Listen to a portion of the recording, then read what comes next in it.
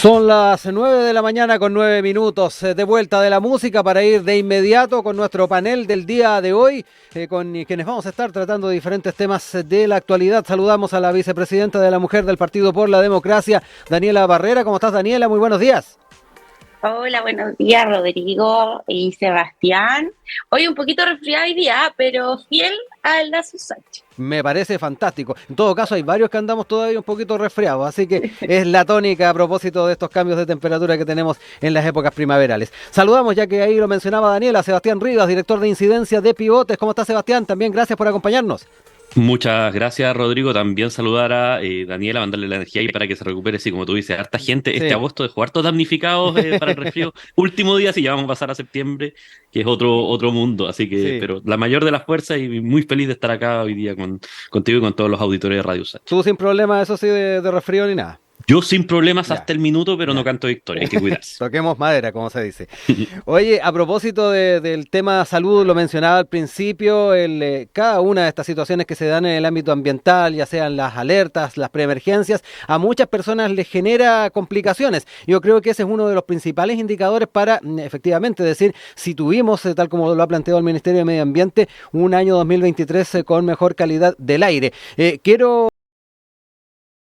el día que estamos dialogando con nuestros auditores, nuestros seguidores, para también preguntarles a ustedes si es que efectivamente han notado que tuvimos un matiz respecto a otros años en cuanto al tema ambiental. Yo quería también traer a colación algunas opiniones que ha traído un investigador de nuestra universidad, el profesor Ernesto Gramsci. Él decía, 2023 no ha sido el mejor año respecto a la polución ambiental en la región metropolitana, pero es destacable que haya menos horas de preemergencia, un factor importante a tomar en cuenta a la hora tal vez de ir revisando en contexto cada una de estas informaciones. Pero me quiero quedar con la visión ciudadana de santiaguinos de ambos. No sé, Daniela, ¿con qué sensación te queda respecto al tema ambiental y particularmente el de la contaminación ambiental en la capital este año?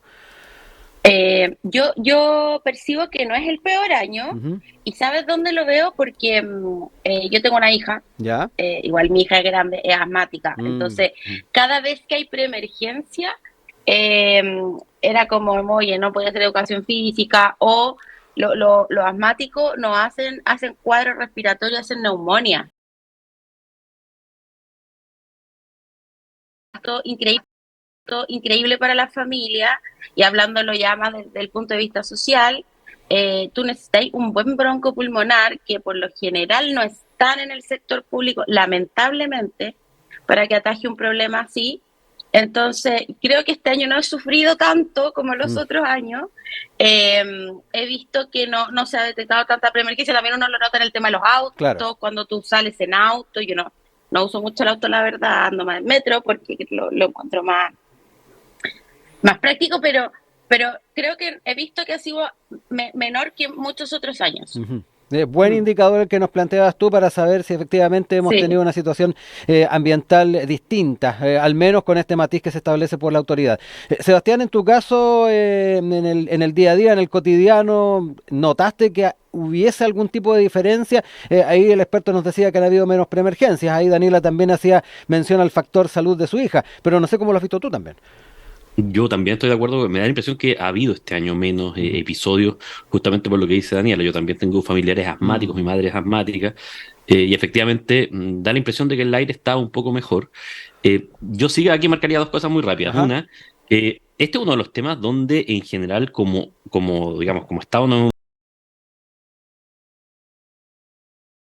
Santiago viene siendo abordado hace por lo menos 3 décadas con Sí, diferentes planes que han involucrado desde el convertidor catalítico, se acordarán los más claro. antiguos, digamos, cuando venía esa introducción, cómo manejamos el tema de las fuentes fijas, los reemplazos de las calefacciones, o sea, Sí. hay toda una El serie de material medidas que ayudan. particulado, Claro, ¿no? El claro. tipo de material también que se mide, ese también Claro, ha sido un gran tema. absolutamente, ¿no? Y hay una serie de cosas que se miden que nosotros hemos ido, al menos no empeorando con el tiempo, pese a lo cual, de todas maneras, Santiago es una de las ciudades de Latinoamérica que tiene índices más altos. O sea, el trabajo es cómo seguir, pero efectivamente ahí uno ve que hay una acción que ha evitado por lo menos un deterioro y que efectivamente, bueno, a partir de estos datos hay cierta correlación con que finalmente está impactando en la ciudadanía en que tiene algunas mejores condiciones de lo que ha tenido. Y un segundo punto, lo conversamos la semana pasada a raíz de otro tema, Santiago no es Chile, siempre lo decimos, digamos, pero efectivamente la situación, sobre todo en el sur del país, de contaminación en algunas ciudades, como por ejemplo Temuco o Coyhaique, es muy impresionante, tiene que ver con las fuentes de emisión también, y ahí hay una tarea que nosotros no debemos descansar, porque también es muy importante que los ciudadanos que no viven en Santiago puedan disfrutar de los mismos estándares que están fijados para nosotros. Yo creo que ahí también hay una tarea que en los próximos años y décadas nos tenemos que fijar como norte. Ya se están haciendo algunas cosas, es bueno tener eso presente, de que estas noticias, son positivas, pero también hay que ver cómo estamos a nivel país y en particular con nuestras regiones. Exacto, cómo se implementa para tener siempre leyes espejo o políticas públicas espejo para lo que son las regiones. Buen tema también lo que establece Sebastián. Dicho esto, invitando también a que todas y todos puedan incorporarse también a esta conversación, a este debate en nuestras redes sociales y nuestro WhatsApp. Nos vamos ya a los temas que hemos consensuado para poder revisar junto a nuestro panel de hoy. Y partimos con el Consejo Constitucional y las formas que se están estableciendo para poder llegar dentro de lo posible a consensos en temas que son más complicados, donde pueden haber nudos, donde efectivamente se apuntan a varios nudos, y por ello no solamente ha habido una retrasar algunos de los temas críticos, sino que además establecer estos grupos temáticos, donde se van a estar entonces avanzando algunos de estas áreas. Por ejemplo, hay un grupo que va a ver Estado Social y Democrático de Derecho, derechos sociales, garantía de ellos. Hay otro grupo que va a ver sistema electoral, partidos políticos, Congreso Nacional. Hay quienes se centrarán en los quórum de leyes, reforma constitucional, el rol del Tribunal Constitucional, que ha estado en la palestra debería asumir, al menos en lo que se ha estado discutiendo, tratados internacionales, derechos humanos, otro de los temas que van a estar entonces dentro de establecidos al alero del Consejo Constitucional, y que también surgen como una reacción a cierta inquietud que planteó el oficialismo a principios de esta semana respecto a algunas de las indicaciones que se plantearon en bloque por la oposición. Daniela, te doy la palabra para entrar de inmediato en esto.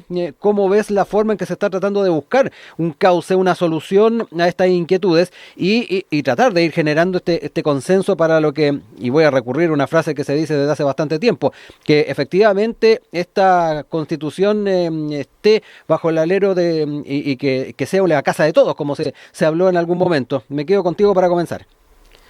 Mira, yo lo veo con buenos ojos. Creo que me parece un paso que es fructífero, dado que las negociaciones para ambos sectores, tanto el Consejo Republicano, el Consejo Constitucional formado por los republicanos, además la oposición, estaba en un punto muerto hace mucho tiempo. Ya no estábamos viendo y tenían en el fondo el oficialismo veíamos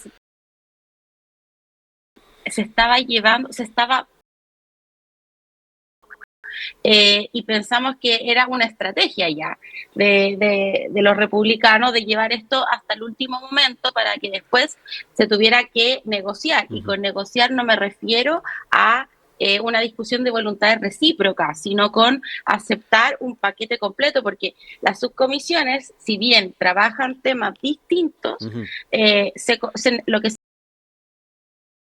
entonces, la verdad es que desde todos los espacios políticos en los que yo puedo participar, se estaba perdiendo la esperanza en que se pudiera llegar a aprobar este proyecto, dado que mínimos civilizatorios que ya veníamos dando por ganados, se estaban poniendo en riesgo. Específica, por ejemplo, en el caso de las mujeres, como ya lo hemos conversado anteriormente. Entonces, yo veo de buena manera que haya este consejo se haya dividido y que puedan haber participantes de ambos sectores en cada uno de los temas específicos que son tan distintos entre ellos, digamos. Sebastián, en la misma dinámica, ¿cómo ves entonces la posibilidad de ir buscando caminos, como decíamos, en este caso estas instancias que se generaron para abordar no solamente las diferencias, sino que tratar de llegar a estos consensos? Me da la impresión de que independiente de las expectativas, lo que a muchos esperan que prime aquí es un poco pensar en Chile. No sé cómo lo ves tú. Mira, yo lo veo muy interesante, tal como dice Daniela, Rodrigo. Entre otras cosas, porque uno instintivamente la comparación más natural que hace es con el proceso anterior. Ujú, Y creo que el hecho que en este caso, digamos, obviamente no tienen capacidad de resolver signos, están 3-3, tres representantes ujú, de cada lado, tienen temas identificados específicos como los puntos que hay que destrabar. Me parece que es una señal muy positiva y si me permites algo, ujú, yo creo que es un gesto también de que el diseño importa. Aquí hubo toda una conversación con respecto a si el diseño del Consejo Constitucional era el más acorde y quizás esto finalmente por percepción de la ciudadanía termine en un rechazo, pero pareciera que el diseño no estuvo tan mal pensado. Los consejeros están discutiendo sobre algo que ya está trabajado, que es ujú. el anteproyecto de los expertos, y que de alguna manera ha funcionado como un marco que pone límites, digámoslo así, a las ideas que uno podría considerar más extremas o más sacadas, digamos, Mm. dentro del contexto. Uno tiene algo contra qué comparar y el anteproyecto en general ha sido calificado bastante bueno, por lo tanto, una comparación que deja la vara más alta y eso ayuda a que haya una conversación y que nadie se pueda llevar la pelota para la casa. En un segundo punto, el diseño, a ver, el diseño es algo complejo, pero después de la votación que se va a hacer en las comisiones y el Ujú. pleno, lo que sea aprobado va a volver a la comisión experta. Y la comisión experta va a poder hacer observaciones por el mismo quórum de 3/5, digamos, que se las va a devolver al Consejo Constitucional. Entonces creo que aquí, de nuevo, hay incentivos que ayudan a la lógica de ponerse de acuerdo, incluso cuando se dio la instancia de que uno de los grandes sectores, si es que uno uniera a republicanos y Chile Vamos, tiene el quórum necesario y más del quórum necesario para poder aprobar todo sin tener que consultar al otro lado. Sin duda que cuando uno empieza a ver las cifras de las encuestas y la percepción ciudadana, yo creo que lo mejor es una señal en términos de trabajar efectivamente juntos. Nosotros como pivotes también somos parte interesada, Mm. presentamos una iniciativa popular de norma por un Estado sin pitutos que se enfoca en uno de los temas que a nosotros nos parece críticos para avanzar, que es el tema de la modernización del Estado y del empleo público. Y las señales que hemos recibido al menos han sido bastante buenas en nuestro sentido. Hay un trabajo del Consejo que no se está viendo en términos de cómo han ido avanzando, discutiendo. Nosotros nos tocó participar de las comisiones y en general hemos tenido una percepción muy positiva de ese trabajo. Ha habido tensiones políticas, hay que esperar. Yo no me anticiparía a dar una opinión final antes de Sí. ver todo el resultado, pero creo que hay bastantes señales positivas en un proceso que ha pasado bastante en segundo plano como para poder albergar cierta esperanza de que esto que se está realizando Mm. pueda tener algo fructífero, lo cual probablemente vamos a ver en los próximos días y semanas cuál es el resultado. Sí. Daniela, respecto a lo que plantea Sebastián, los diferentes marcos que el propio sistema se dotó para efectivamente dar cuenta de ciertas garantías, no salirse de Mm. ciertos ámbitos, están en estos momentos dando frutos, más allá de lo que se ha estado diciendo. Siempre estos procesos van acompañados de repente con algunas voces medias destempladas, pero más allá de aquello, este tipo de pasos, lo que decía Sebastián, este rayado de cancha que de una u otra forma a la hora de tratar de avanzar da cuenta de hasta dónde podemos avanzar y hasta dónde no podemos ir.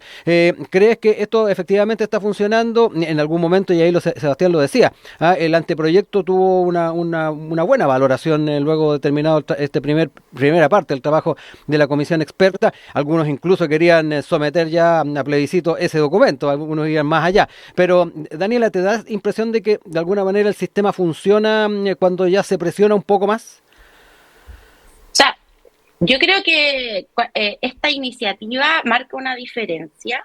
Ahora, yo creo que nosotros, como clase, o sea, no solo el Mm. Consejo Constitucional, sino Sí. nosotros los políticos, como clase política, tenemos una responsabilidad muy grande con respecto a las personas, a la gente que no entiende este proceso, que ya se cansó. Es decir, y nosotros, la izquierda progresista, tenemos el corazón puesto en esto hace mucho tiempo. Entonces, para nosotros no es una opción fácil decir, oye, no estoy de acuerdo con lo que sacó el Consejo ahora último, entonces llamamos a rechazar. No ha habido esa voz en la izquierda. De hecho, es una postura muy distinta. Es como leamos, ojalá no tengamos que llegar a esto. yo creo que cualquier esfuerzo al respecto, yo cuando leí esto de las subcomisiones negociadoras, dije ya, oye, hay un representante de cada lado, porque en el fondo lo que se estaba discutiendo son principios legislativos en los cuales estamos muy opuestos, ¿ya? O sea, para muestra un botón el tema del aborto, ¿ya? Entonces, que nos afecta tanto a las mujeres. Entonces, yo creo que nosotros tenemos una deuda con la gente y nosotros tenemos que ser funcionales rápido. Y no solo en este tema, hay muchos otros temas públicos, pero tenemos que ser funcionales, que quiere decir, oye, mucho se usa en el tema de la administración pública. Cuando no funciona un paquete completo, tú sacas 3 medidas o una medida y sales adelante jugando con algo, ¿ya? Porque en el fondo no nos podemos quedar entrampados en esto y hay que darle señales claras a las personas, porque si no, las personas lo que va a pasar es que nos van a volver a castigar en la próxima elección. Entonces, a mí, yo lo veo con buenos ojos, estoy a favor de la comisión negociadora y de cualquier otra medida que nos haga avanzar en este proyecto constitucional. Sebastián, ¿comparte esa visión de Daniela en torno a la búsqueda de estas soluciones y donde efectivamente si hay que llegar a ciertos puntos, tratar de negociarlos y eventualmente eliminar algunas cosas, dejar otras? ¿Cómo ves también esa forma de tratar de sacar adelante un proceso que, tal como lo decías tú, a nivel ciudadano hay cierta distancia, algunos ya de frentón se la han jugado por rechazarlo, pero que es importante también a la hora de decirlo de manera más clara de como lo dice Daniela, porque, a ver, todos sabemos, y esto podemos tener diferencias políticas, diferencias de algunos enfoques, pero todos sabemos que esta es una oportunidad que no se va a repetir en el corto plazo. Aquí lo más probable es que si el proyecto que se va a presentar a plebiscito es rechazado, por lo menos durante esta administración no va a haber otra iniciativa. Y hay un consenso, cuando uno empieza a preguntar al mundo político, yo creo que sí hay un consenso en términos de que una constitución validada, votada, apoyada por todos los sectores es necesaria, porque esto tiene impacto en muchísimos sectores, digamos. O sea, efectivamente, cuando uno escucha la discusión, por ejemplo, que se está dando en el Congreso con respecto al pacto fiscal, que es sumamente importante y que hay medidas que son muy relevantes, el sector privado también ha hecho presente que le interesa mucho estabilidad en las reglas del juego. Y la matriz de las reglas del juego es una constitución. Entonces, si es que está la expectativa de que en algún minuto este tema va a volver, yo soy de la idea de que si esto no se cierra va a volver en algún punto. No me parece que esto quede y, digamos, quizás este gobierno, el presidente Boric, no va a insistir, pero va a ser un tema sobre la mesa que va a estar ahí, digamos, penando el debate público. A mí me parece que, entendiendo que hay que ver el proyecto y entendiendo que evidentemente hay temas que pueden generar, digamos, malestar, o incluso hay temas que son tan ciertos sectores que podrían hacer por sí solo votar en contra. Si es que el anteproyecto, o sea, si es que el proyecto final es bueno, yo creo que efectivamente ahí vamos a tener un rol todos aquellos que queremos que este proceso se cierre, porque la situación es compleja, la gente está cansada, la gente no ha seguido este proceso con la fuerza que siguió la Convención Constitucional, y por lo tanto hay una tarea no solamente pedagógica, porque pedagógica igual supone explicar algo, sino que también de tratar de que la gente se convenza, y se convenza genuinamente de que esta es una oportunidad. Yo creo que eso es una labor que le compete a la clase política, evidentemente le compete a la clase política, pero también a todos aquellos que nos interesa finalmente que tengamos una resolución que permita mirarse adelante y que nosotros podamos tener un marco común en el cual seguir avanzando. Una esperanza de eso es que el anteproyecto que fue generado con participación de todos los sectores políticos es bastante razonable. Hay que ver si eso se termina traduciendo finalmente en un cuerpo final que tenga las mismas características.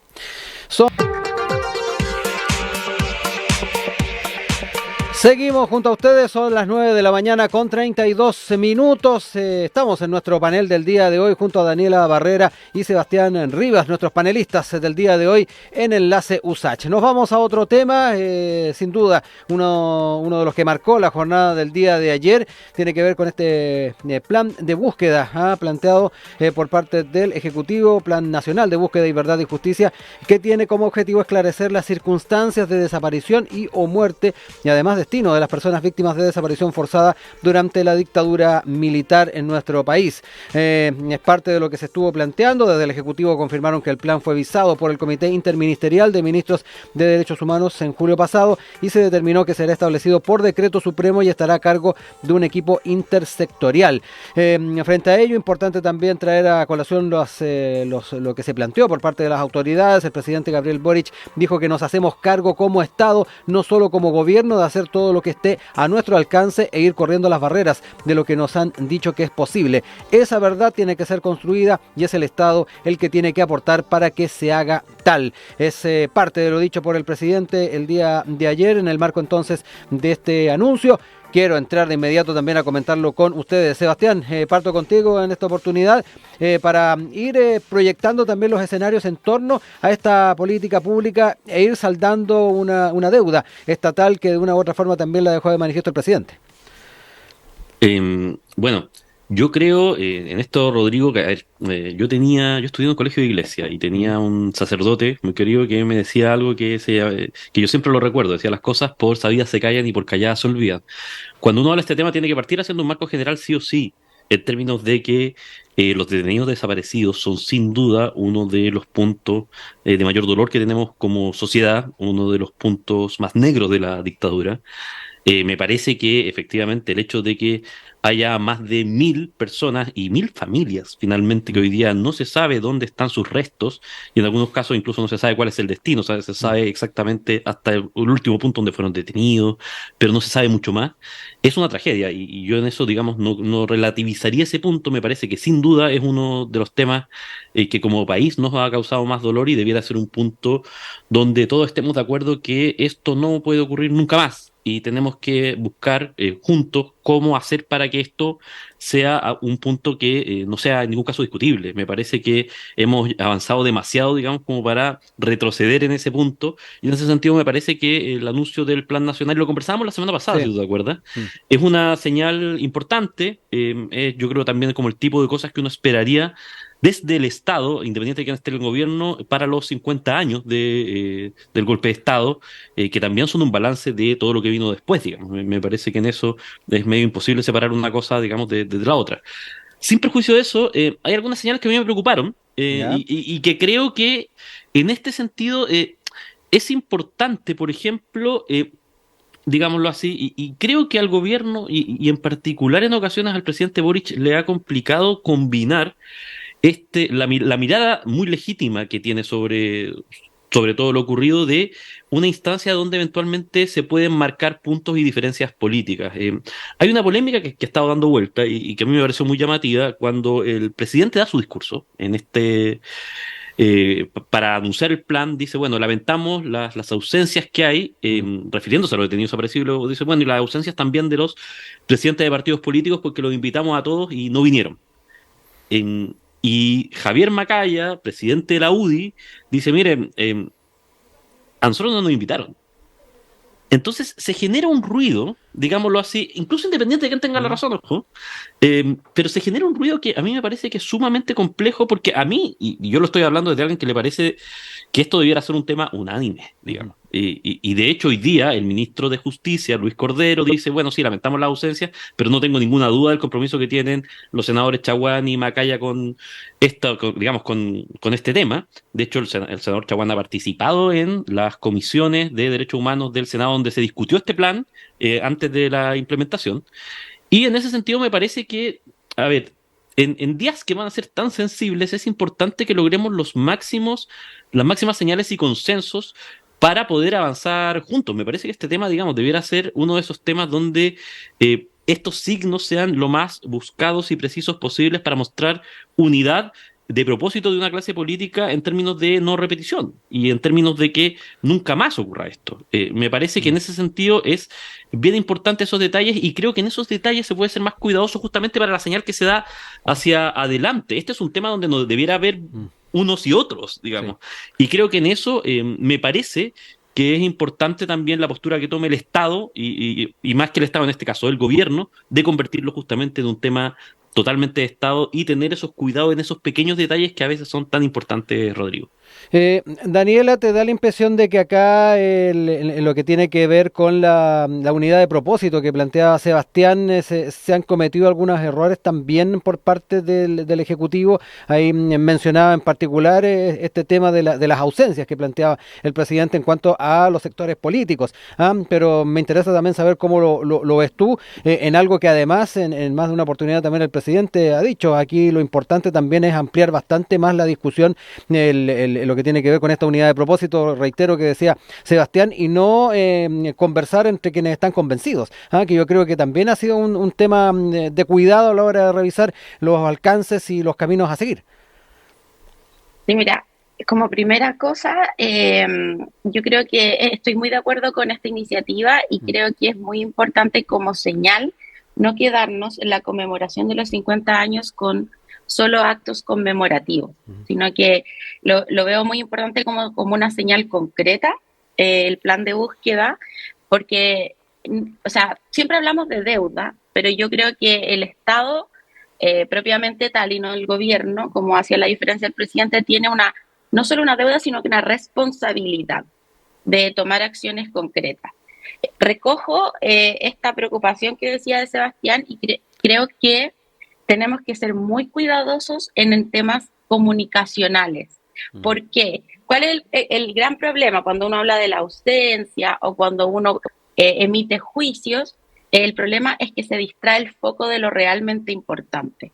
Ya, yo creo que acá tenemos un tema que es realmente importante, que es esta deuda que se traspasa de generación en generación. No solo tiene que ver con la generación de los detenidos desaparecidos, sino con sus hijos, con sus nietos, en los cuales hay que darles un punto de inflexión donde pueda comenzar la reparación.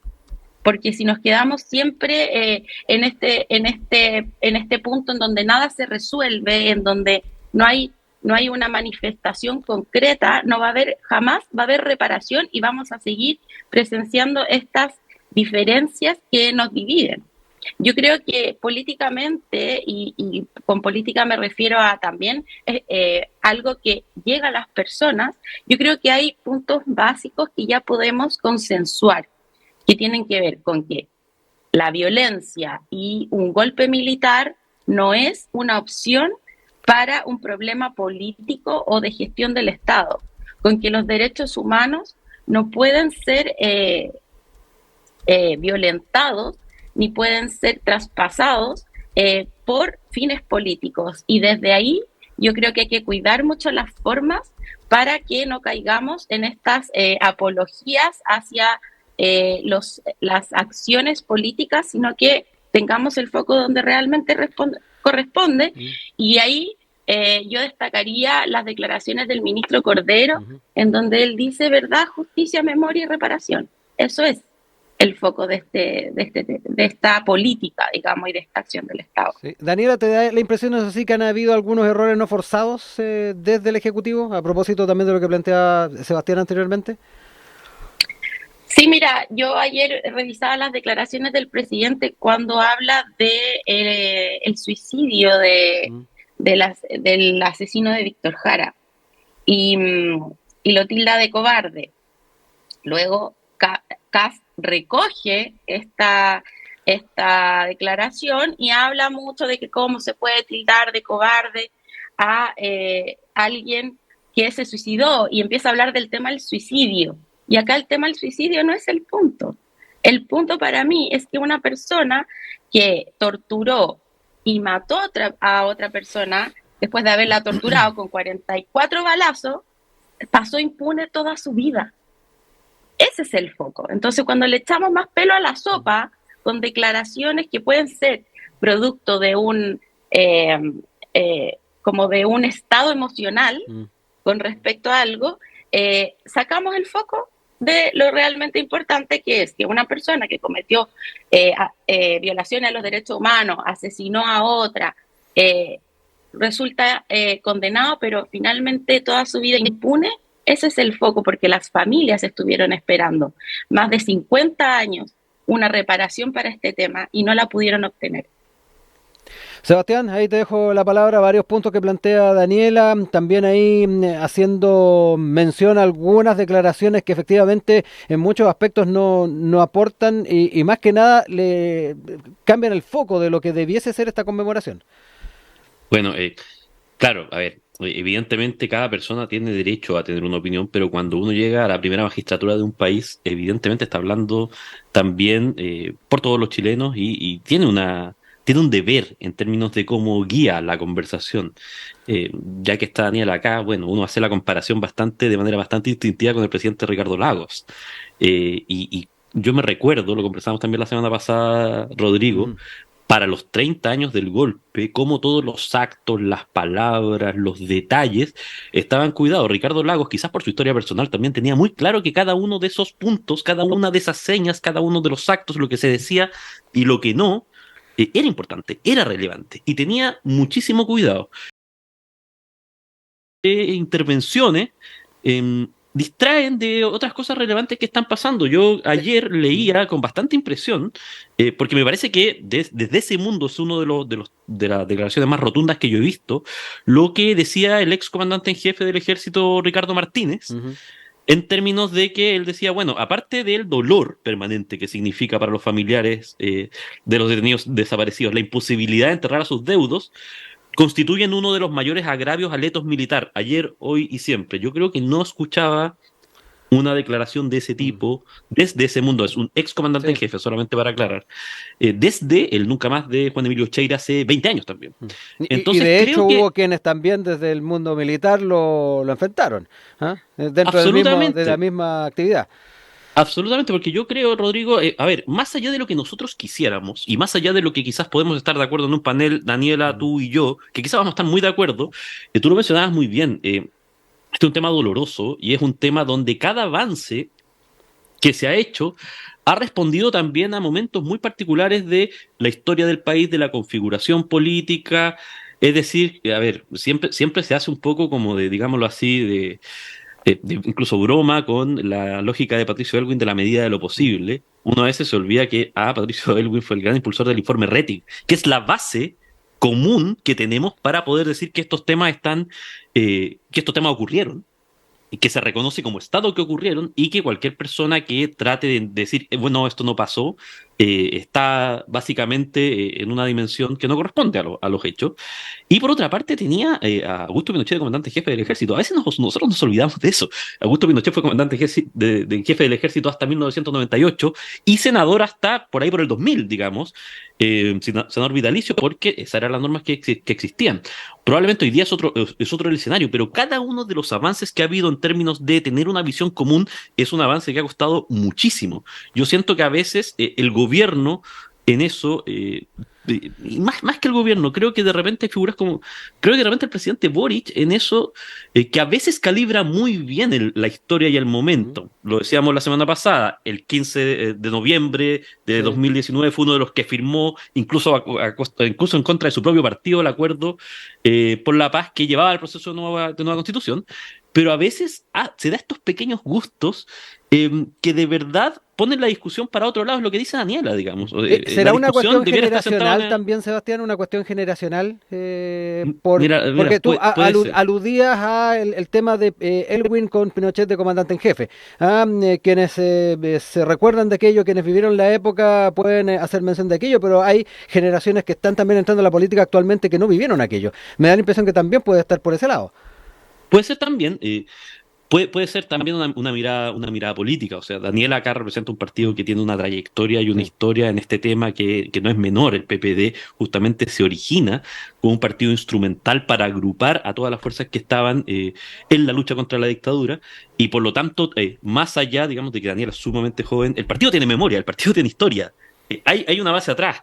Los partidos del Frente Amplio, y enhorabuena, porque es una renovación, eh, tienen memoria más corta, ellos además, aparte, su memoria institucional es de otro momento. Yo siento que ahí quizás, y siento que quizás a veces hay una especie de voluntad de imponer una mirada sobre lo que se cree que es la verdad y lo bueno, que más allá de que alguien lo pueda compartir o no, ojo, estoy siendo acá absolutamente táctico, no es la manera de poder llegar a consensos cuando uno está desde el gobierno, desde una posición de poder, es mucho más complicado, hay mucha más sutileza. Ricardo Lago lo entendía de manera magistral.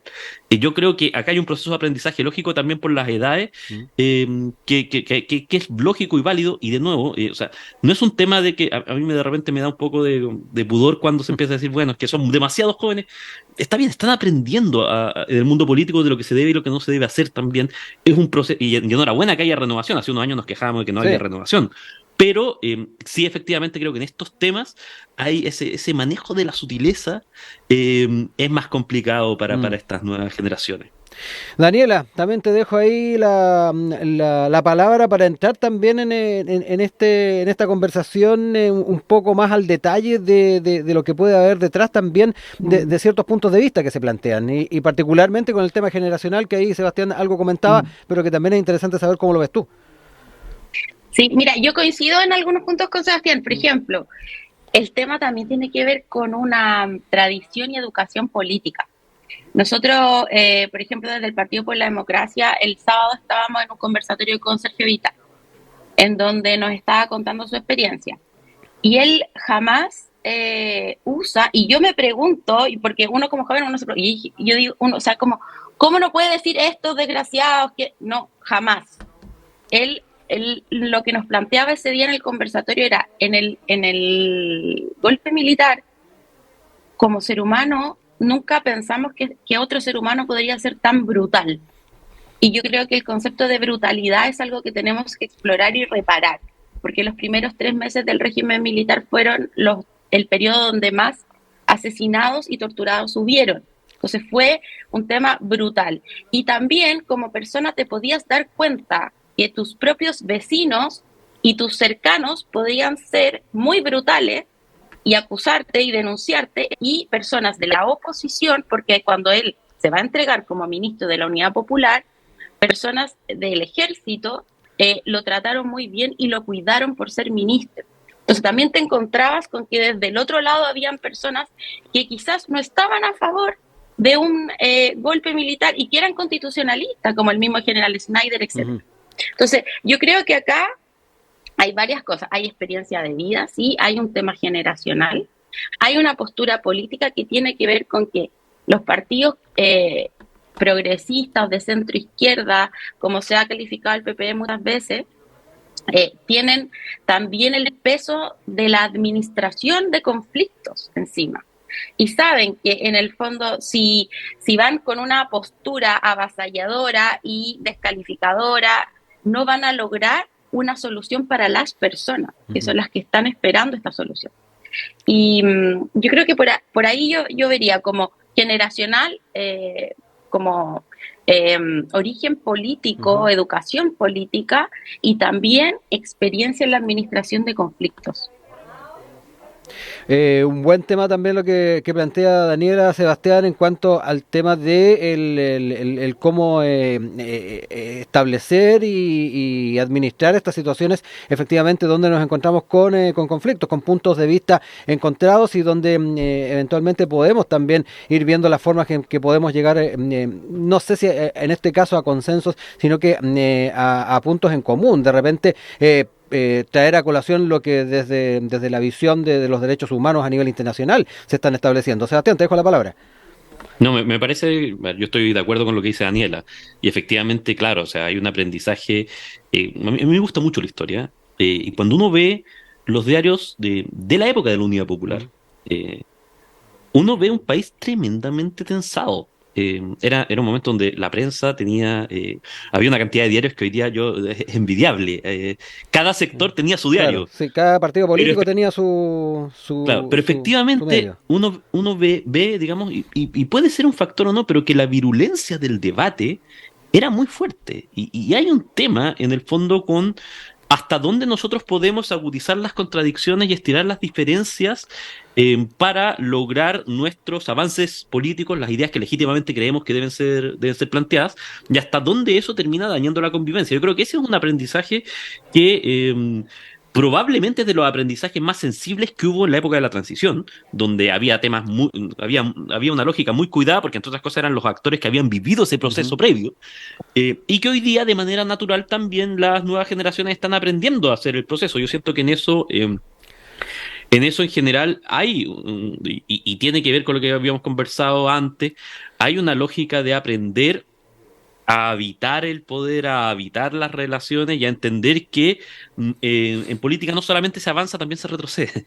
Y que eso es una lógica que tiene que, o sea, que va a permanecer en el tiempo y que lamentablemente que en el fondo, por más que yo avance con mis ideas, puede venir un retroceso. Y yo creo que, por ejemplo, en estos temas no debiéramos tener Exacto, retroceso. es que ese es el tema y se ha planteado en más de una oportunidad. Se había avanzado mucho y lo que habíamos conversado días anteriores, Sebastián, se había avanzado en la conmemoración de los 40 años y sin embargo desde muchos sectores se ve que aquí ya hay retrocesos en algunos sectores particularmente de oposición. Y de ahí que uno dice, pareciera imposible de pensar de que ahora se esté retrocediendo en un tema que pareciera generar bastante consenso en muchos de los puntos. Pues absolutamente, y por eso a mí me parece que iniciativas como esta debieran desde la gestualidad buscar tener la representación lo más transversal posible. No sé, el senador Macaya decía, bueno, igual este era un día difícil para los partidos políticos porque estamos en el Congreso. Bueno, quizás se podría haber buscado otra fecha, o en el fondo, cuando uno quiere, y ya que Daniela debe saberlo mucho mejor que yo, digamos, porque ha estado en partidos políticos, ha estado ahí. Cuando uno quiere que las cosas pasen, envía señales, envía mensajes por la prensa.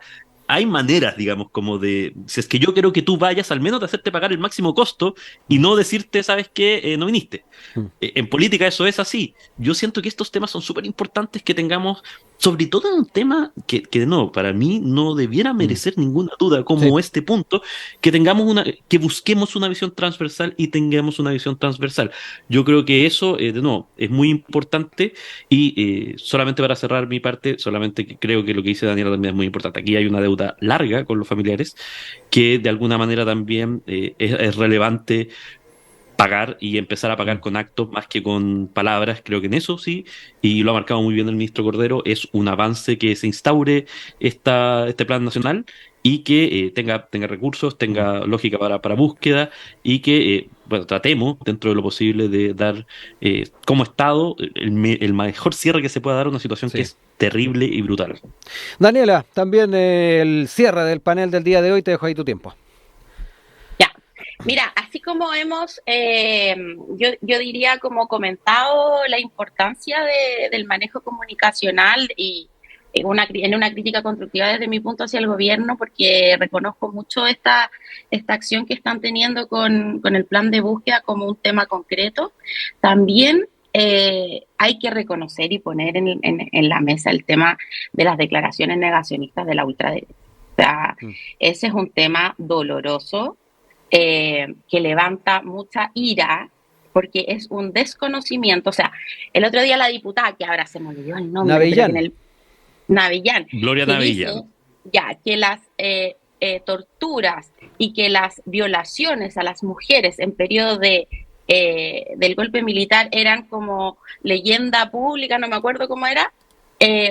Yo creo que eso fue inaudito. Y ahí tú tienes otra forma de influir de manera negativa este proceso de acuerdos. Porque ayer recordábamos en el Día del Detenido Desaparecido que hubieron 135 mujeres detenidas y torturadas, de las cuales no se tiene la cifra precisa de cuántas estaban embarazadas. Entonces, se recuerda este centro de tortura llamado La Discoteca, que era específicamente para torturar a mujeres con componentes sexuales. Entonces, también un llamado a la ultraderecha a tener respeto y a manejarse comunicacionalmente, porque si bien tenemos imprecisiones del presidente, estas son derechamente declaraciones violentas. Entonces, si vamos a exigir, seamos de ambos lados, en el fondo exigentes para que podamos llegar a una solución, a una conmemoración de los 50 años que represente distintas generaciones que estamos, que vivimos este punto, y el punto central es que esto no se puede volver a repetir. Memoria para la no repetición. 9:57, no me queda más que agradecerles a Sebastián Rivas, a Daniela Barrera, que nos acompañaron el día de hoy en nuestro panel de Enlace USACH. Un abrazo a ambos, nos reencontramos en futuros paneles, que estén muy bien. Que estén muy bien. Muchas gracias, chao, chao. Chao, chao.